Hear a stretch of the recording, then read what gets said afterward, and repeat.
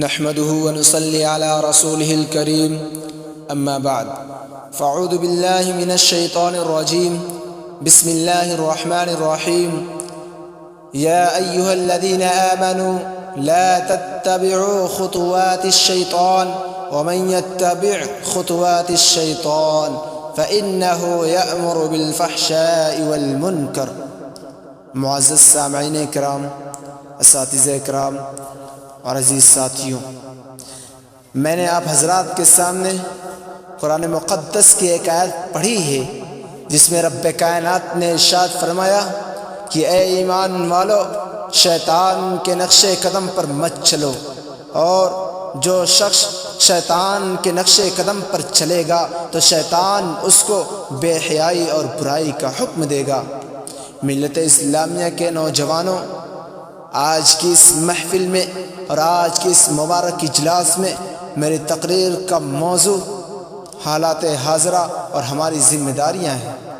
دوستو، وہ اسباب کہ جنہوں نے معاشرے کی بنیاد کو ہلا کر رکھ دیا ہے اور امت مسلمہ کے دامن عفت کو تار تار کر دیا ہے، ان میں سے سفلی عمل کرنا اور کرانا، غیر مشروع طور پر گنڈے تعویذ کرنا، غیر شرعی کاموں کے لیے منت ماننا، ماں باپ کی نافرمانی کرنا، مردوں کا ٹخنوں سے نیچے پاجامہ پہننا، غیر محرم مردوں اور عورتوں کا بے محابہ ملنا جلنا، لغو تفریحات میں وقت ضائع کرنا، ریڈیو ٹیلی ویژن پر فواحشات اور حیا سوز مضامین کا نشر ہونا، ان کا دیکھنا اور سننا، سنیما دیکھنا، جوا کھیلنا، عورتوں کا بے پردہ رہنا اور ننگے سر گھومنا پھرنا، گلا، بازو اور پیٹ کا کھلا رہنا، باریک لباس پہننا، شوہر کی امانت میں خیانت کرنا، دفاتر میں نامحرموں کے ساتھ کام کرنا، ان کے ساتھ اٹھنا بیٹھنا، بے پردہ بازاروں میں جانا، نوجوان لڑکوں اور لڑکیوں کا کالج میں مخلوط تعلیم حاصل کرنا،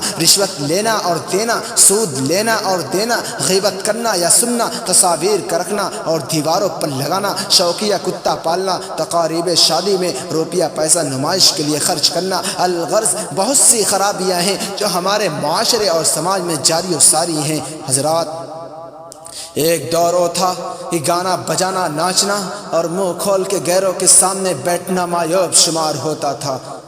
اونچے اور بڑے درجے کے لوگ تو درکنار، کم درجے کے لوگ بھی اس کو بے حیائی اور برا فعل یقین کرتے تھے۔ کیا کسی کی شرم و غیرت اس بات کی اجازت دے سکتی تھی کہ اس کی بہو بیٹی غیروں کے سامنے ناچے اور گائے؟ کیا یہ ممکن تھا کہ ناچ گانوں کی محفل میں اپنی عورتوں کو غیر مردوں کے سامنے بے پردہ بیٹھا دیا جائے؟ ہرگز نہیں۔ لیکن افسوس صد افسوس، یہ آج ہر شہر میں، ہر سٹی میں ایک نہیں کئی سنیما ہیں جہاں مردوں اور عورتوں کے گول نظر آتے ہیں، گروہ در گروہ نظر آتے ہیں۔ شریف زادیاں خود ایکٹروں کے فرائض انجام دیتی ہیں، گندے اور فحش قصوں کی اداکاری میں اجنبی مردوں کے سامنے نہایت بے باکی سے حصہ لیتی ہیں۔ شرم و حیا ان پر روتی ہے، مگر ان کے سامنے مردوں اور عورتوں کے گروہ بیٹھے ہوئے ہوتے ہیں اور کہے لگا کر ان کو خوب داد دیتے ہیں اور خود ہی اپنی تہذیب کا مذاق اڑاتے ہیں۔ ہائے افسوس، ہماری عقل کہاں چلی گئی؟ مالدار اور غریب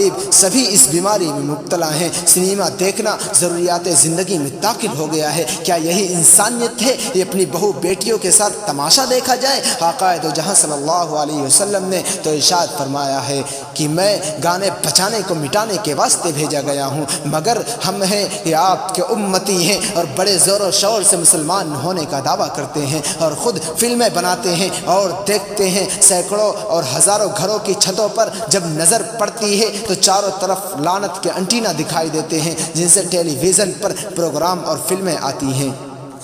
حضرات، ہماری ذمہ داری ہے کہ قوم و ملت کو اس بھیانک بیماری سے بچانے کی فکر کریں۔ تقریروں اور بیانات کے ذریعہ اس کے ناجائز ہونے اور اس کے قباحتوں کا تذکرہ کریں۔ تصنیفات و تالیفات میں امت کو سنیما اور ٹی وی سے بچنے کی تعلیم دیں۔ آقا دو جہاں صلی اللہ علیہ وسلم کی سیرت اور زندگی ان کے سامنے رکھیں جو کہ قیامت تک کے آنے والے انسانوں کے لیے نمونہ ہے۔ اپنے گھر، خاندان، رشتہ داروں اور متعلقین میں اس وبائے عظیم کو جنم نہ لینے دیں۔ اخبار و رسائل شائع کر کے حالات کے اصلاح کا درس دیا جائے۔